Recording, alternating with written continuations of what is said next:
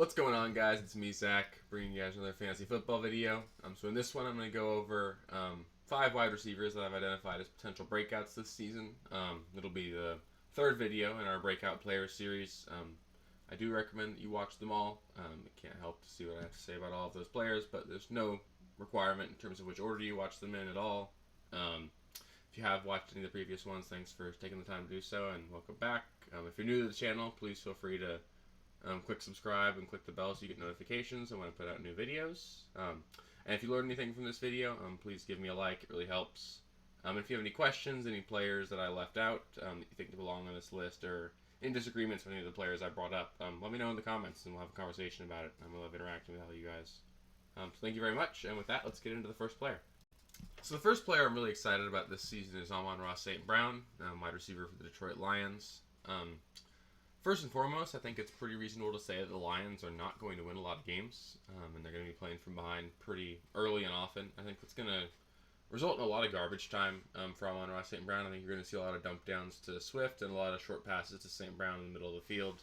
And St. Brown can do a lot with the ball after the catch, so even though he's not necessarily going to be catching the ball deep downfield, I think he's still got quite a bit of upside in terms of his efficiency metrics as well. In addition, I think that a lot of people are pretty worried about the Lions' first-round selection of Jameson Williams. But for me, this year at least, I don't think it really matters all that much. The Lions have made it pretty clear they're going to be really patient with Jameson. I wouldn't be shocked at all if he starts the year out on the PUP list, and it wouldn't shock me at all if we have to wait till second half of the season to see Jameson Williams. And even when Williams is back, Williams profiles to be more of a deep threat in the NFL, which is certainly not what St. Brown specializes in. So I think they're going to really have very different roles in the offense. I think St. Brown's going to be the possession receiver that's going to get targeted the most, and I don't think that's going to change even when Williams is back. So there's no reason for me to think that Amon-Ra St. Brown isn't going to be a very focal point of an offense that's going to have to throw the ball a lot to put up points and try and catch up in games.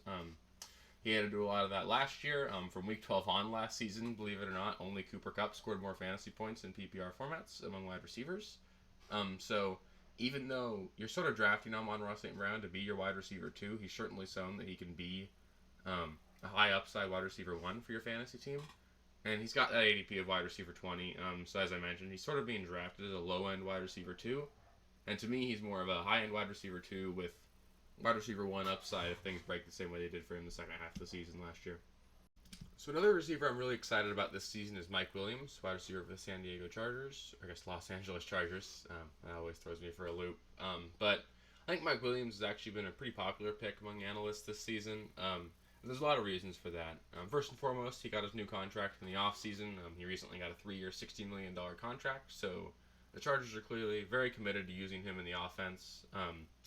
On top of that, Keenan Allen, although rather slowly, Keenan Allen's still great. He does seem to be trending downward in terms of his career trajectory, so I think that it's reasonable to assume that Mike Williams could certainly overtake him as the wide receiver 1 on this team. And I think that it's by no means outside of the realm of possibility for Herbert to throw between 40 and 50 touchdowns this season, and I think it's also very fair to say that Mike Williams is going to lead the team in receiving touchdowns. I don't think it's by any means out of the realm of possibility for Williams to put together a 15-plus wide receiving touchdown season. And he's going to have a lot of big weeks. He's going to have weeks that absolutely win your team your matchup, and that's definitely going to come at the cost of some busts, because that's sort of the kind of player Mike Williams is. He's a deep threat. He's a little injury-prone, but he's going to be really, really critical to winning you weeks in matchups where he just puts the whole team on your back. And on top of that, the Chargers have the 11th easiest strength of schedule for wide receivers, and that's coupled with the 4th easiest during the fantasy playoffs. During the fantasy playoffs, they'll face the Titans, Colts, and Rams. So those all sort of seem like they're going to be shootout games. Obviously, it's really early in the season, and it's hard to really put too much stock in strength of schedule, but it's something to keep in mind, at least when you're drafting players. And he's being drafted at an ADP of wide receiver 19, so he's a mid to low end wide receiver 2 is what you're drafting him to be, and he's certainly got wide receiver 1 upside. It wouldn't necessarily shock me at all for him to finish top 5 at the position, if he can stay healthy for all 17 games and put up that 15 touchdown season. So the upside's more than there, and I think that it's certainly worth taking a risk on who might be the number 1 fantasy producer in an offense that's going to have to score a lot of points to be competitive in their division. This next wide receiver for me is Darnell Mooney. He already sort of broke out last season, posting a season in which he saw 140 targets and caught 81 of them for just over 1,000 yards and 4 touchdowns. But I think that that's nowhere near his ceiling. I certainly expect all of these numbers to go up this season. It'd be really hard for the Bears to have a worse offense than they did last year. They're obviously moving on from a pretty inept coaching regime in Matt Nagy. And there's less target competition for him there. There's no Allen Robinson. There's also no Jimmy Graham. So I think that you're going to see, at a minimum, that touchdown total go up because I think the Bears are going to put up more points this season. Although not a lot. The Bears are still probably going to be pretty bad. I think we're finally going to get to see Mooney used as a true deep threat. Certainly sounds more and more like out of camp that the Bears are looking to utilize some of Justin Fields' strengths, and that would be play action and rolling him outside of the pocket and seeing him create plays down the field, and that's certainly what Mooney specializes in. So I think you're going to see a lot of weeks where Mooney sees the 10-plus target threshold, and then on top of that, he's going to get a couple of deep looks. So I think that he's going to have a really safe floor week to week, and there will be weeks where he catches that 50-yard touchdown. It's really going to put him over the top.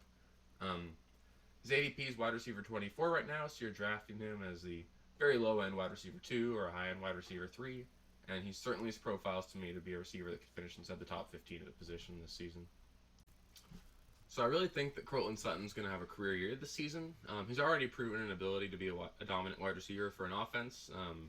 He posted 72 receptions for just over 1,100 yards and 6 touchdowns in 2019, and he then unfortunately had to deal with the torn ACL, and then he had to deal with Drew Lock and Teddy Bridgewater at quarterback this last season. But pretty obviously, he's got by far the best quarterback he's had in his career.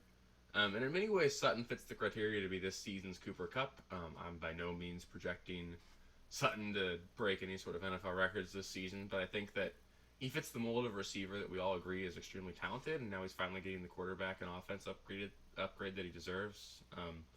He's pretty clearly the best red zone threat of the 3 Denver wide receivers. I think there's obviously going to be value in this wide receiver trio in Denver, but I think that the player of the 3 with the most upside is Sutton, because I think he's the one of the 3 that could see double-digit touchdowns this season. He's proven to be a pretty great deep threat in the NFL, and we all know Russ throws one of the best deep balls in the NFL.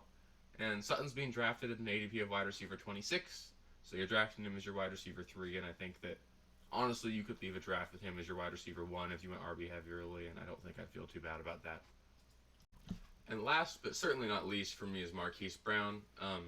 Pretty clearly, I think he's going to absolutely smash to open up the season. Obviously, he was traded to the Arizona Cardinals during the offseason, and we know that DeAndre Hopkins is going to miss the first 6 weeks of the season. So during that 6-game stretch, Marquise Brown is going to be a pretty clear, probably a low-end wide receiver 1 in fantasy, if not better than that. And the worst case for him afterwards is he's the number 2 wide receiver for a high-scoring Cardinals offense, and he's extremely talented. So he'll be more than usable even if Hopkins comes back and is usable.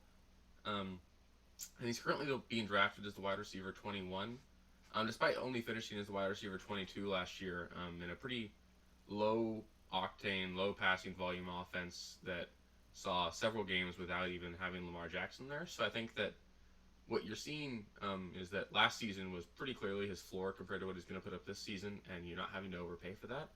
So I think that Marquise Brown's got a pretty clear shot to finish the season as a low-end wide receiver 1. We saw him perform as such for the first half of the season last year, and I'm not worried about any chemistry with Kyler Murray given their connection in college. So I think that they're really going to hit the ground running this season. I think that Kyler, Marquise, and Hopkins are going to be a pretty dynamic trio all season once Hopkins is back. Thank you guys for watching. If you haven't already, please be sure to subscribe to the channel, like the video, check out these other videos here if you haven't. If you want more content, please feel free to follow me on Twitter at RealSteeleFFB. I'll be more active on there as the season goes on. Thanks. Catch you later.